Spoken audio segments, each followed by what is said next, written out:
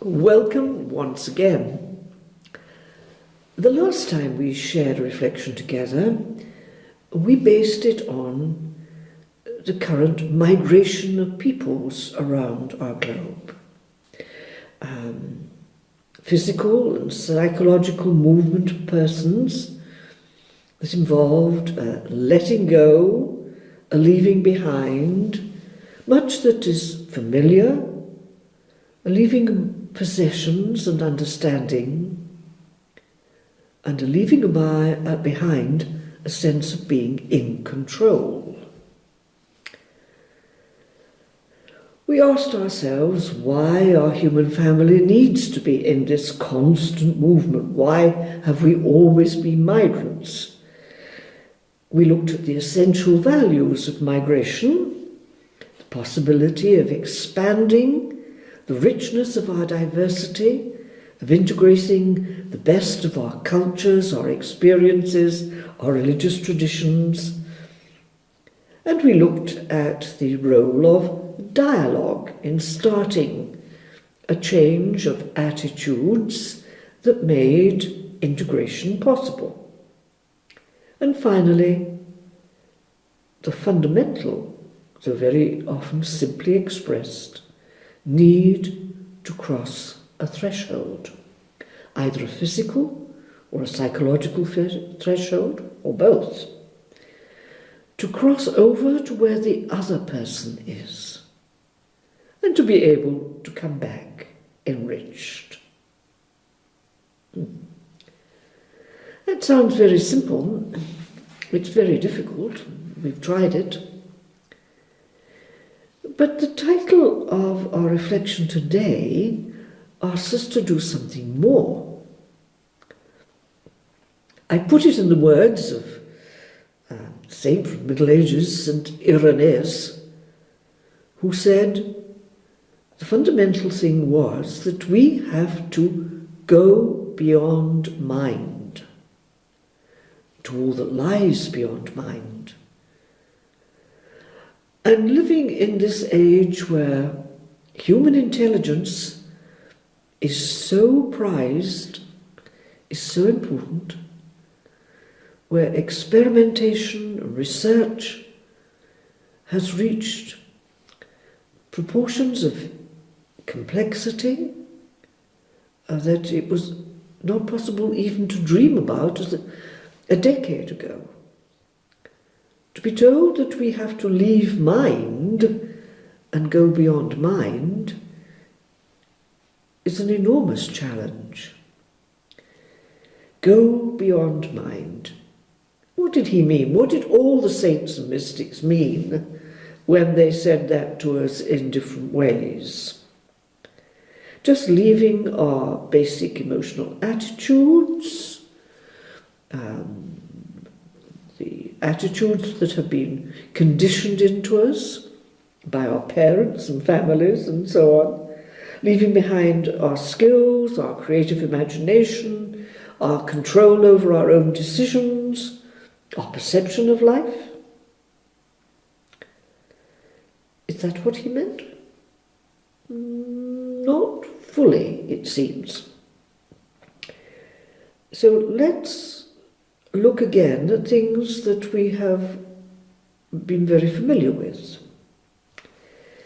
The fact that everything we see and hear and understand and plan and invent, our perception of life, comes from the fact that we are a species with a highly sophisticated brain. Brain. Without the brain, we do not have a mind. So let's have a quick look at what we now know about the brain, or some of the things that we now know about this amazing organ that we have, that we didn't know about it even a few years ago. Even at the beginning of this century, only 10 years ago, only 4 years ago, only last year. The waves of research are enormous, and they're surrounding us all the time. So at least most of us who are not scientists should be able to touch into a little of what we now know. Here we have, I'm afraid, a plastic model of a brain. I'd love to have had a real one here to share with you, but they're not so easy to get, in spite of the fact that we all have one. So here we are. The plastic model of a brain. This stuff, white matter. If you ever have handled a human brain, or the brain of an animal for that matter, but let's take a human brain, it's a little like custard, pudding. But how amazing it is. We now know, if I'm quoting the statistics correctly, that this white matter here is, in actual fact, an enormous complexity of fibres, which, if they were stretched out, would last or reach about 150 to 160,000 kilometres. Roughly, they say, they would run round the globe 4 times. Now, can you imagine? That is here, at this moment, for each one of us. We each have a brain, a human brain, with this structure and this complexity in our skulls. It's not some abstract theory. It's there. And you would not be able to understand, to record, to understand one word that is being said if you didn't have a brain. We all have a brain. It's the most sophisticated organ that we have. It's much more sophisticated, for example, than the heart, or the kidneys, or the liver, and they're sophisticated enough. But the brain, an overwhelming gift, the human brain. How does it work? Well, we now know that the human brain has different regions, different areas. This gives us some brief idea. And these different regions are connected to our whole physical complexity. And for example, the motor cortex at the top here is responsible for the messages that go to the different limbs of the body. And when that gets damaged, then the messages can't get through, and we experience a certain amount of paralysis, or even total paralysis. Now, even a few years ago, we did not have the complete and overall picture of the human brain that we now have. And our information, our knowledge is increasing, it seems, for those of us who are not in the field of research, of neurological research, increasing so rapidly that it's simply breathtaking. If you have a few moments to spare sometime, take out one hair from your head. I'm pulling one out now. I can't spare too many of them, but this one will do. You probably can't even see it. Put it on something dark. And then say to yourself, even 6 or 7 months ago, most of us perhaps were just aware that the researchers into the brain, the human brain, how it functions, what it is, how it functions, were able to cut a single human hair into 1/100th of its width. And that was the measure of the slices with which they could cut a brain. to 1/100th of a human hair. Now, in October 2016, 3 researchers in chemistry won the Nobel Prize. It's only a few months ago. They won the Nobel Prize for having developed the smallest instruments, better, that exist. And they can slice a human brain, or the brain of a mouse, to 1/1000th of the width of a human hair. Now, from that, their research is taking them deeper and deeper and deeper into the wonder of a brain. And for those of us who are familiar with the Psalms, for example, Psalm 139 comes into mind. I thank you for the wonder of my being. I thank you that I am so marvelously made. And that isn't some people, a few people, that's all of us. It's you and me and every other human being out there, around the globe, with a human brain. I thank you for the wonder of my being. Part of their research is helping us not only to understand and to marvel at the complexity of the human brain, but also perhaps to improve the life situation with some people who've had brain injuries. For example, I mentioned a moment ago that the motor cortex is the area at the top there that is responsible for sending the messages from the brain to the different limbs of the body. And it's now been shown, they've already done it, that it is possible with a person who has had an injury, the motor cortex, and therefore was paralyzed, say in the arm, that they could put an implant into the brain, where the messages then, as it were, get translated through the implant to a robotic arm. And the person's motor cortex can send the information as to how to move, etc., and when to move into an artificial limb. I thank you for the wonder of my being. Now, when most of the mystics, including St. Irenaeus, made that statement go beyond mind, they had none of this information about the complexity of the human mind. I mean, the human brain, the human brain. But now, of course, we have a growing knowledge of the human mind. The mind needs a brain. Electrical impulses are running over the surface of the brain.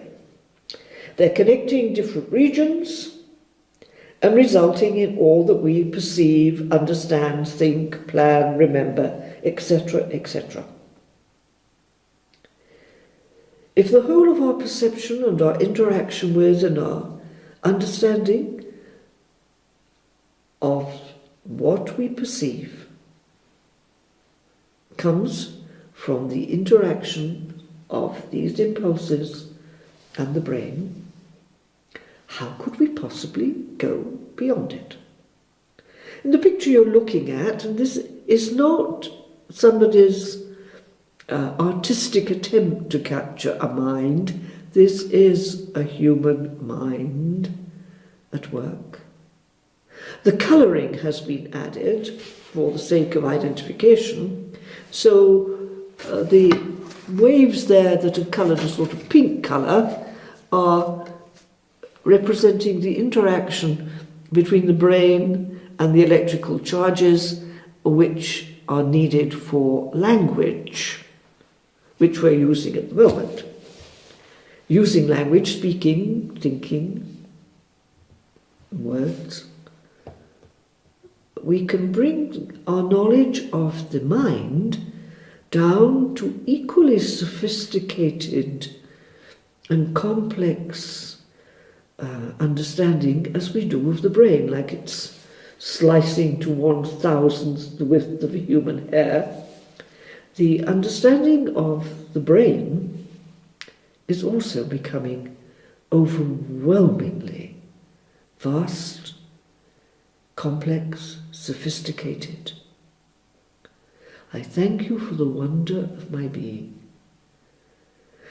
The one thing about the mind is, not only have we not yet discovered all that it's capable of knowing about the workings of a human mind, we also are now sure that there is still a mystery there in the human mind which we will probably never understand.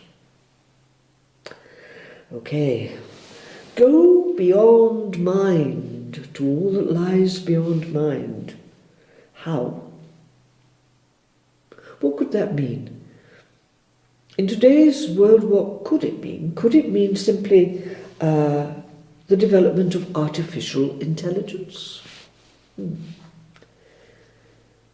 You may have many examples of this that you have read about or heard about, but one that makes me stand back and ask several questions is the research of one important man who's given most of his life to being able to invent a computer that thinks like a human brain.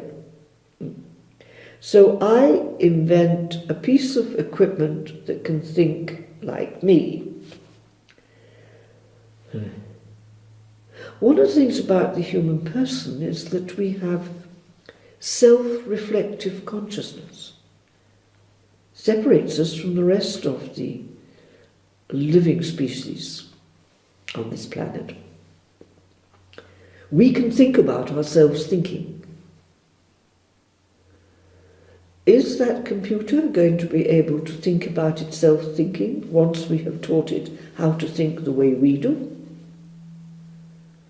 Well, I don't know the answer to that. Perhaps you've discovered it, but it's worth playing around with that situation, those ideas, for a little while. See what questions they give rise to in your own reflections. I mentioned a robotic arm a moment ago, and we're also in the age of robots. Did Irenaeus and the other mystics really mean this when they were talking about going beyond mind? Now we know we have robots that can perform simple tasks. We can send them out of the space shuttles onto the surface of the planet we want to investigate. And as one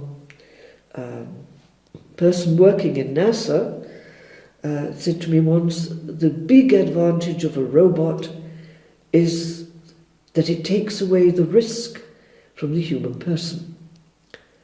If we send a human person out into an unknown space, there is a high risk. So we send a robot instead. See, the robot can't risk. Only we can risk. There's a big question behind that. Much of our human development has been simply because people have taken a risk in trust on the unknown. Robots performing simple tasks to help carry parcels for older people, or give out pills in a hospital, or simple everyday human tasks. Yes, we've got this now, and it will probably increase. Robots that can give a limited range of emotional responses to people in need of someone or something to respond emotionally to them. You remember the teddy bear, Huggable, who could respond to a limited range of a child's emotional needs. When the child cries, when the child laughs, when the child stamps down something in frustration or anger, when the child kneels to be cuddled and comforted. Okay. And as I mentioned, the robotic arm of that person who was paralyzed and whose implant in the brain enabled her, she was a 55-year-old woman in America, to use a robotic arm even though the motor cortex had been so damaged it couldn't translate, communicate its information to the person's natural arm. How far has that gone? A long way. How far are they hoping to go? Ooh, what's this? A robotic person with a whole skeleton that is controlled this way.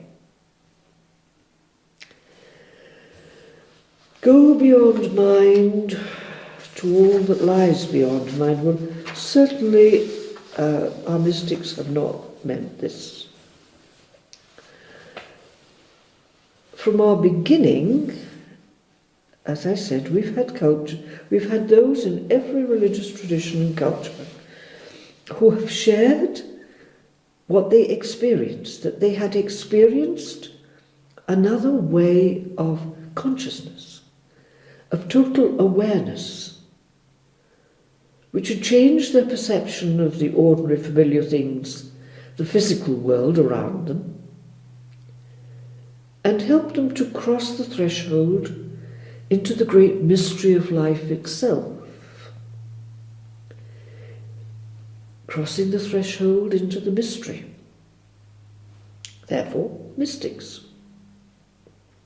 Those who had experienced, briefly or more often, or that non-physical reality we call spirit, or chi, or Tao, or Brahman, or whatever, God, by so many different names, experiencing one source of all that is, the one who alone is, the one without a second, as it were, head on, with nothing intermediary, no need for the brain, no need for the mind. The contact, although expressed again through the brain and the mind, didn't come from the action and the interaction of brain and mind. Now, how did they do this? First of all, they trusted. They trusted in the mystery. The mystery exists. A mystery meaning the ultimate reality from which I have come, which I will never understand with my brain and my mind. That's why it is a mystery. And in order to do this, they have been able to relax all the activity around the mind. Relax it. Let go. Stop trying to be in control the whole time. Trust. And then finally, and above all, desire it with a passionate longing for the experience of who I am and who the source of all life is, that will come to me in another level of consciousness, and I can cross that threshold. The amazing thing, the more amazing thing, let's perhaps we say, of this capacity for mystical experience is that, like a brain, we all have the capacity. It's our human capacity. It belongs to us. It makes us human beings. How sad it is that so few of us then perhaps are ever helped to realize it. So few of us perhaps are ever able to trust it. And yet we know it is the answer to all the problems of violence, of greed, of misery, of misunderstanding and confusion that we have in the world today. It's the one thing that will make us realize that drugs are not the answer, that terror is not the answer, that the abuse of our sexual capacity is not the answer. Our need is urgent, and our way to respond to our need is possible for all of us. But the first step is to really take a good look at the amazing gift of a brain and then the miracle of a mind. And then begin to listen to those who have told us consistently throughout the centuries, wherever they have lived around our planet, that it is not only possible for us to go beyond mind, to all that lies beyond mind, but that it is urgent for each one of us to really want it. And that is the question we leave ourselves with today. This is our question to go. How much do I really want it?